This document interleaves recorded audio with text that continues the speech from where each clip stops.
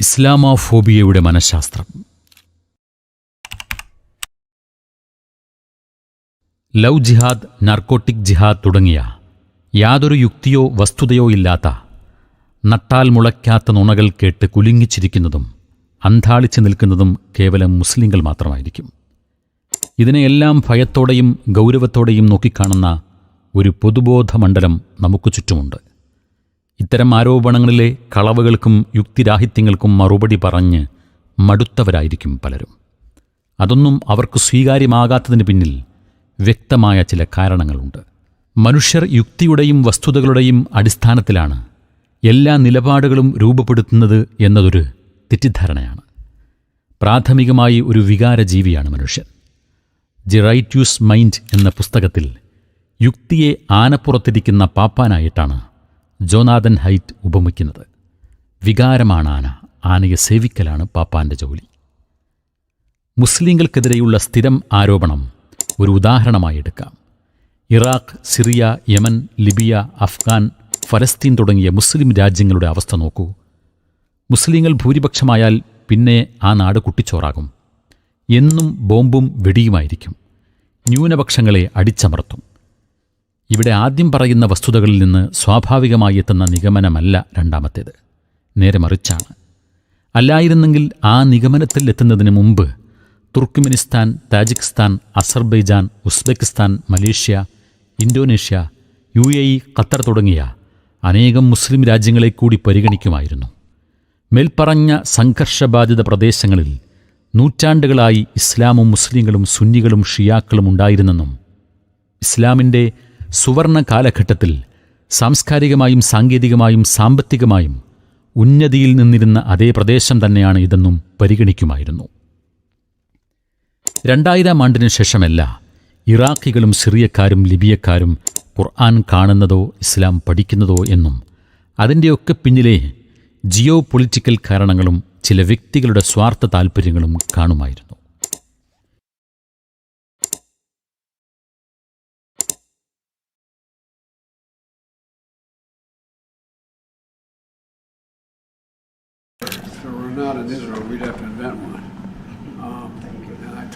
It is the best $3 billion investment we make.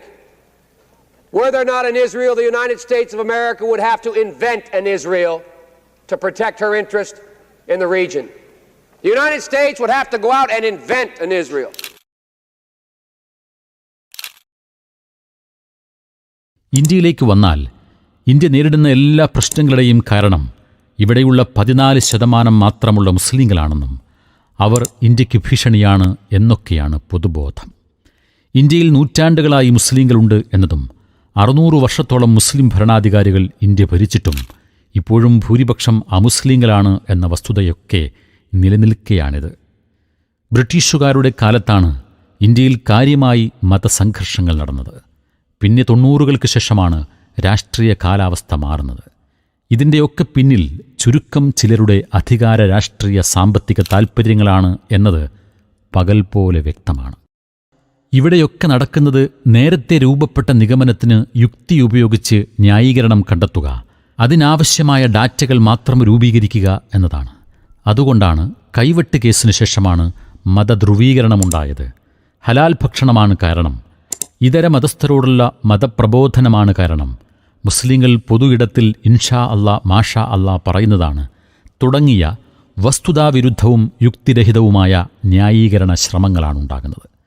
വികാരമാണ് ഈ നിലപാടുകൾ രൂപപ്പെടുത്തുന്നത്.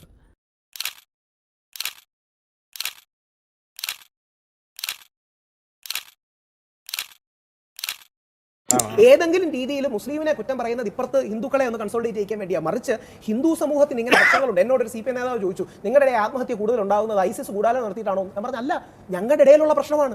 ഈ പ്രശ്നം സോൾവ് ചെയ്യാൻ ഞങ്ങളുടെ ഇടയിൽ ഒരു നറേറ്റീവോ കാര്യങ്ങളോ ഇല്ല. അതായത് മുസ്ലിം സമൂഹം ഒത്തുകൂടുന്ന വെള്ളിയാഴ്ചയിലാണ്, ക്രിസ്ത്യൻ സമൂഹം ഒത്തുകൂടുന്നത് ഞായറാഴ്ചയാണ്, അവർക്ക് വിവാഹപൂർവ്വ വിദ്യാഭ്യാസവും കാര്യങ്ങളും. ഹിന്ദുക്കൾ ഒത്തുകൂടുന്നത് വല്ലപ്പോഴും അന്നദാനത്തിന് വേണ്ടി മാത്രമാണ്. അതും വീട്ടിൽ ആഹാരം ഉണ്ടാക്കണ്ടല്ലോ എന്ന് പറഞ്ഞ് അസർവേഷൻ പറഞ്ഞ് അടികൂടും, ദൈവങ്ങളുടെ കാര്യം പറഞ്ഞ് അടികൂടും. പകരം മുസ്ലിം അപരത്വം ഉണ്ടാക്കി ഈ അഹം ബ്രഹ്മാസ്മി തത്വമസി ലോകാസമസ്ത സൂര്യബോധു എന്നൊക്കെ പറയും. അനാലിറ്റിക് തിങ്കിങ്, ഇനീഷ്യേറ്റീവ് തിങ്കിങ് എന്ന 2 രീതിയിലാണ് നമ്മുടെ ചിന്തകൾ പ്രവർത്തിക്കുന്നത്. അനാലിറ്റിക് തിങ്കിങ് ആണ് യഥാർത്ഥ ചിന്തയായി പരിഗണിക്കുന്നത്. ഇത് ബോധപൂർവവും യുക്തിസഹവുമായിരിക്കും. ഗണിതം, യുക്തി, സങ്കീർണമായ പ്രശ്നപരിഹാരം, ഒരു കാര്യത്തിൻ്റെ ഗുണദോഷങ്ങളും വരും വരായികകളും സാഹചര്യവുമെല്ലാം വിശകലനം ചെയ്തെടുക്കുന്ന തീരുമാനങ്ങളെല്ലാം അനാലിറ്റിക് തിങ്കിങ് ആണ്.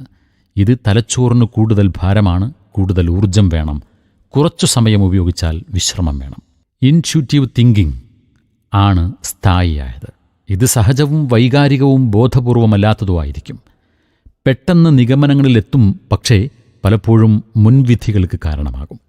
രണ്ടും ആവശ്യമാണ്. സ്നേഹം, ദയ, കരുണ, ധാർമ്മികതയൊക്കെ ഈ വിചാരങ്ങളിൽ പെടുന്നവയാണ്. അധ്വാനിച്ചുണ്ടാക്കിയ പണം വേറൊരാൾക്ക് കൊടുത്തു സഹായിക്കണോ എന്ന് വിശകലന ബുദ്ധിയോടെ ചിന്തിച്ചാൽ വേണ്ട മണ്ടത്തരമാണ് എന്നേ പറയൂ. ഇനീഷ്യേറ്റീവ് തിങ്കിങ് ആണ് അതിന് സംവദിക്കുന്നത്. വിശ്വാസികളെ സംബന്ധിച്ച് അതിൻ്റെ മരണാനന്തര ഗുണങ്ങൾ പരിഗണിക്കുമ്പോൾ രണ്ടു രീതിയിൽ ചിന്തിക്കുമ്പോഴും അതിന് പ്രേരണയായി ഭവിക്കും. നമുക്ക് മാധ്യമങ്ങളിലൂടെയും സോഷ്യൽ മീഡിയയിലൂടെയും കിട്ടുന്ന വിവരങ്ങളെല്ലാം ഉപബോധ മനസ്സിൽ സൂക്ഷിച്ചു വെക്കുന്നുണ്ട്. ഫാസ്റ്റ് തിങ്കിങ് ഒരു നിഗമനത്തിലെത്തുമ്പോൾ അറിയാതെ തന്നെ ഈ വിവരങ്ങൾക്കനുസരിച്ചായിരിക്കും. ഈ കിട്ടുന്ന ഡാറ്റകളിലെല്ലാം നേരിട്ടും അല്ലാതെയും മൈക്രോ ലെവലിലും മാക്രോ ലെവലിൽ ഒരു മുസ്ലിം വിരുദ്ധതയുണ്ട്. നമ്മുടെ സാഹിത്യരചനകളിലും സിനിമകളിലെ മുസ്ലിം കഥാപാത്ര രൂപകൽപ്പനയിലും വാർത്തകളുടെ തലക്കെട്ടുകളിലും ഉള്ളടക്കത്തിലും ചിത്രങ്ങളിലും അവ വരുന്ന സമയങ്ങളിലും മതവിമർശകരുടെ പുരോഗമന വിപ്ലവങ്ങളിലും 1,000 വാട്സാപ്പ് മെസ്സേജുകളിലെല്ലാം ഇങ്ങനെ ഓരോ വാർത്തയിലും പറയാതെ പലതും പറഞ്ഞുകൊണ്ടിരിക്കുന്നുണ്ട്.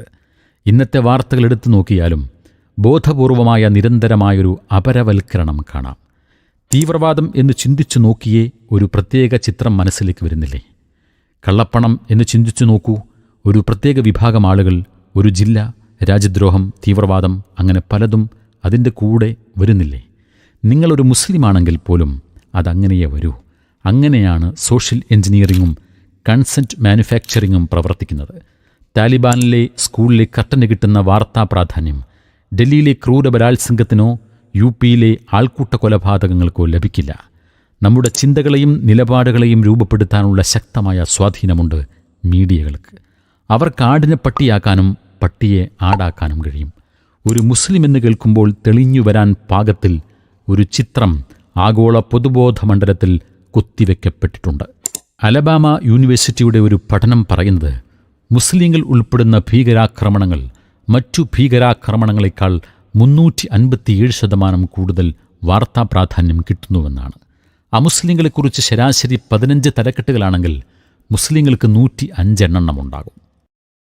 വാർത്തകൾ മാത്രമാണിത്. ഇതിനു പുറമെയാണ് സോഷ്യൽ മീഡിയ പോസ്റ്റുകളും വീഡിയോ മെസ്സേജുകളും. ഇന്ത്യയിൽ ഇങ്ങനെ വല്ല പഠനവും നടന്നിട്ടുണ്ടോ എന്നറിയില്ല. ബെർക്ലിയിലെ കാലിഫോർണിയ യൂണിവേഴ്സിറ്റിയും കൗൺസിൽ ഓൺ അമേരിക്കൻ ഇസ്ലാമിക് റിലേഷൻസിൻ്റെയും സംയുക്ത പഠനം പറയുന്നത് 2008 2013 മുസ്ലിങ്ങളോടുള്ള ഭയവും വിദ്വേഷവും വളർത്തുന്നതിന് $200 മില്യൺ ചെലവഴിച്ചുവെന്നാണ്. ഫെമിനിസ്റ്റ്, ക്രിസ്ത്യൻ, സയനിസ്റ്റ് പ്രമുഖ വാർത്താ സംഘടനകൾ ഉൾപ്പെടെ 74 ഗ്രൂപ്പുകളെയാണ് ഇതിന് ധനസഹായം നൽകുകയോ വളർത്തുന്നതോ ആയി റിപ്പോർട്ടിൽ പറയുന്നത്. ഇസ്ലാമിക വിരുദ്ധ ചർച്ചകളും വാർത്തകളും തീവ്രവാദ സംഭവങ്ങളെക്കാൾ രാഷ്ട്രീയ വാചോടാഭവുമായി ബന്ധപ്പെട്ടിരിക്കുന്നുവെന്നും തെരഞ്ഞെടുപ്പ് പ്രചാരണകാലത്ത് ഇതിൽ വൻ വർധന ഉണ്ടാകുന്നുവെന്നും institute for social policy and understanding ISPU executive director Meira Neggaz ചൂണ്ടിക്കാട്ടുന്നു. ഇങ്ങനെ കൃത്യമായി ആസൂത്രിതമായി വൻ മൂലധനമിറക്കി നിർമ്മിക്കപ്പെടുന്ന ഇസ്ലാമോഫോബിയയുടെ ലക്ഷ്യങ്ങൾ പലതാണ്. ഇന്ത്യയിലത് ഭിന്നിപ്പിച്ച് ഭരിക്കലും സാങ്കല്പിക ശത്രുവിനെ കാണിച്ച് യഥാർത്ഥ പ്രശ്നങ്ങളിൽ നിന്ന് ശ്രദ്ധ തിരിക്കലും ഒരു ഉന്മൂലന പ്രക്രിയയുടെ മുന്നോടിയുമാണ്. ആഗോളതലത്തിൽ അധികാര രാഷ്ട്രീയത്തെക്കാൾ വിശാലമാണ് അതിൻ്റെ ലക്ഷ്യങ്ങൾ. അഫ്ഗാൻ, ഇറാഖ്, ലിബിയ തുടങ്ങിയ രാജ്യങ്ങളിൽ അധിനിവേശം നടത്താൻ പരസ്യാനുവാദവും മൗനാശീർവാദവും കൊയ്തത് ഇസ്ലാമോഫോബിയ വിതച്ചതുകൊണ്ടാണ്. കുടുംബഘടനയെ തകർത്ത് മനുഷ്യ സമൂഹത്തെ സ്വാർത്ഥരായ വ്യക്തികളാക്കി ചുരുക്കി പ്രതിഷേധ സ്വരങ്ങളെ വികേന്ദ്രീകരിച്ച് സന്തോഷം എന്നത് ഭൗതിക നേട്ടത്തിലൂടെയും ദേഹേച്ഛകളുടെ പൂർത്തീകരണത്തിലൂടെയും ശാസ്ത്ര സാങ്കേതിക വിപ്ലവത്തിലൂടെ ജീവിതം എളുപ്പമാക്കിയും വിനോദങ്ങളിലൂടെയും മാത്രം നേടാൻ കഴിയുന്നതാണെന്ന ആഖ്യാനത്തിലൂടെ ഉപഭോഗത്വരത വിഭാവനം ചെയ്യുന്ന പുരോഗമന ലിബറൽ മുതലാളിത്ത ചൂഷണ വ്യവസ്ഥയ്ക്ക് വെല്ലുവിളിയായി നിൽക്കുന്ന ഏക പ്രത്യയശാസ്ത്രം ഇസ്ലാം മാത്രമാണ് എന്നതാണ് അതിൻ്റെ കാരണം. അത് സ്വയം പടർന്നു പിടിക്കാൻ ശേഷിയുള്ളതും ആശയപരമായി നേരിടാൻ കഴിയില്ല എന്നതും അതിനെ വക്രീകരിച്ചും കളവുകൊണ്ടും ഭീകരവൽക്കരിച്ചും നേരിടുന്നതിൻ്റെയും കാരണമതാണ്. ഇസ്ലാമോഫോബിയ മുസ്ലിങ്ങളെ എങ്ങനെയൊക്കെ ബാധിക്കുന്നു എന്നതിനെക്കുറിച്ച് പലതരം നിരീക്ഷണമുണ്ട്. വിവേചനങ്ങളിൽ നിന്നും അനീതികളിൽ നിന്നും രക്ഷ നേടാനും ജീവൻ തന്നെ രക്ഷിക്കാനും പൊതുബോധത്തെ പ്രീതിപ്പെടുത്താനും സ്വത്വം മറച്ചുവെക്കാനും ഇസ്ലാമിക മൂല്യങ്ങളിൽ വെള്ളം ചേർക്കാനും ഉപേക്ഷിക്കാനും വരെ സമ്മർദ്ദമാകുന്നുണ്ട്.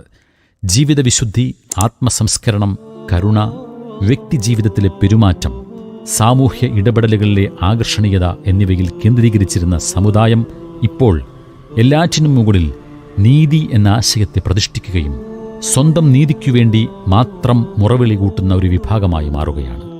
അള്ളാഹുവിന് വേണ്ടിയുള്ള സ്നേഹത്തെ നട്ടുവളർത്തുന്നതിന് മുമ്പ് അള്ളാഹുവിന് വേണ്ടിയുള്ള വെറുപ്പിനെയും ഹൃദയങ്ങളിൽ കരുണയ്ക്ക് മുമ്പ് ദേഷ്യവും നട്ടുവളർത്തപ്പെടുന്നു എന്ന ഷെയ്ഖ് ഹംദ് ബിൻ ഈസയെപ്പോലുള്ള പണ്ഡിതന്മാരുടെ നിരീക്ഷണവും ശ്രദ്ധേയമാണ്. പ്രതിയോഗികളുടെ കണക്ക് കൂട്ടലിനും വിരുദ്ധമായും ഇസ്ലാമോഫോബിയ പ്രവർത്തിച്ചിട്ടുണ്ട്. മാധ്യമങ്ങളിൽ നിന്ന് കേട്ടുപരിചയിച്ചതിൽ നിന്നും തികച്ചും വിരുദ്ധമായ ഒരു ഇസ്ലാമിനെ അറിയുമ്പോൾ മാധ്യമങ്ങളെ സംശയിക്കാനും ഇസ്ലാമിനെ നിഷ്പക്ഷമായി പഠിക്കാനും ഇസ്ലാം സ്വീകരിക്കാനും കാരണമാകുന്നുണ്ട്. കടുത്ത ഇസ്ലാം വിരോധിയായിരുന്ന തീവ്ര വലതുപക്ഷ ഡച്ച് രാഷ്ട്രീയക്കാരൻ ജോറോം വാൻ ക്ലാവരൻ ഇസ്ലാം വിമർശന പുസ്തകരചനയ്ക്കായി ഇസ്ലാം പഠിച്ച് ഇസ്ലാം സ്വീകരിച്ച അനുഭവം നമുക്ക് മുമ്പിലുണ്ട്. ജർമ്മൻ AfD പാർട്ടിയിലെ ആർത്തർ വാഗ്നറും തീവ്ര വലതുപക്ഷ ഇസ്ലാം വിരുദ്ധതയിൽ നിന്ന് ഇസ്ലാമിലേക്ക് മാറി. തൻ്റെ ഇസ്ലാം വിരോധം കാരണം ഒരു ഇസ്ലാമിക് സെന്റർ ബോംബിട്ട് തകർക്കാൻ പദ്ധതിയിട്ടിരുന്ന മുൻ US മറൈൻ റിച്ചാർഡ് മക്കിനി ഇസ്ലാം സ്വീകരിച്ച അനുഭവവും നമുക്ക് മുന്നിലുണ്ട്. ബാബരി മസ്ജിദ് തകർക്കലിൽ പങ്കെടുത്ത മുൻ കർസേവകർ ബർബീർ സിംഗാണ് മുഹമ്മദ് ആമിർ ആയതും 100 പള്ളികൾ പണിയാൻ ജീവിതം മാറ്റിവെച്ചതും. കേട്ടുപരിചയിച്ചതിൽ നിന്നും വിഭിന്നമായി സ്നേഹത്തിൻ്റെയും കരുണയുടെയും നിഷ്കളങ്ക മനസ്സുള്ള മുസ്ലിങ്ങളിലൂടെ ഇസ്ലാമിനെ അറിഞ്ഞ കനേഡിയൻ ബൈക്ക് യാത്രിക ഗോസി ഗബ്രിയേൽ ഇസ്ലാമിനെ പുൽകിയതും നമ്മൾ കണ്ടു. അമേരിക്കയിൽ ഇസ്ലാമോഫോബിയയോടൊപ്പം തന്നെ ഇസ്ലാമും വളരുന്നുണ്ട് എന്നാണ് കണക്കുകൾ പറയുന്നത്. സെപ്റ്റംബർ 11 ആക്രമണത്തിനു ശേഷം ഇസ്ലാം സ്വീകരിക്കുന്നവരുടെ എണ്ണത്തിൽ വർധനയുണ്ടായി. 2000-2010 കാലഘട്ടത്തിൽ US മുസ്ലിങ്ങൾ ഏകദേശം 1 ദശലക്ഷത്തിൽ നിന്ന് 2.6 ദശലക്ഷമായി വളർന്നു. 67% വർധന. US ഏറ്റവും വേഗത്തിൽ വളരുന്ന മതമായി ഇസ്ലാം. പ്യൂ റിസർച്ചിൻ്റെ കണക്കനുസരിച്ച് 2017 ആയപ്പോഴേക്കും US മുസ്ലിങ്ങളുടെ എണ്ണം 3.45 ദശലക്ഷമായിരുന്നു. പലരും ഇസ്ലാമിനെക്കുറിച്ച് ആദ്യമായി കേട്ടത് സെപ്റ്റംബറിലെ ആ ദുരന്ത സംഭവത്തിന് ശേഷമാണ്. എന്താണെന്നറിയാനുള്ള ആകാംക്ഷയിൽ പലരും പഠിക്കുകയും സ്വീകരിക്കുകയും ചെയ്തു. ഇസ്ലാം തന്നെയാണ് ഇസ്ലാമോഫോബിയയ്ക്കുള്ള പ്രതിവിധി. കേവലം ആചാര അനുഷ്ഠാനങ്ങളിൽ ഒതുങ്ങാതെ വ്യക്തിജീവിതത്തിലും സാമൂഹ്യ കടമകളിലും ഇടപെടലുകളിലും ഇടപാടുകളിലും ഇസ്ലാമിക മൂല്യങ്ങളെ പകർത്തുക. ജീവിതത്തിൻ്റെ സകല മേഖലകളിലും സമ്പൂർണ്ണ മുസ്ലിമായിരിക്കുക. സാർവലൗകികമായി എല്ലാവരും ഇസ്ലാമിനെയും മുസ്ലിങ്ങളെയും അംഗീകരിക്കുകയും സ്നേഹിക്കുകയും ചെയ്യുന്ന സ്വപ്നത്തിൽ കഴമ്പില്ല. ഭൂമിയിലേക്ക് മനുഷ്യരെ നിയോഗിക്കുമ്പോൾ രക്തച്ചൊരിച്ചിലും കലാപങ്ങളും ഉണ്ടാക്കുന്ന ഈ മനുഷ്യനെയാണോ ഖലീഫയായി നിയോഗിക്കുന്നത് എന്ന് മാലാഖമാർ അടിവരയിട്ട് ചോദിച്ചതാണ്. അബൂലഹബുകളും അബൂജഹലുകളും ഫറോവമാരും ആവർത്തിച്ചുകൊണ്ടേയിരിക്കും. ഇസ്ലാം തന്നെയാണ് പരിഹാരവും നിർദ്ദേശവും.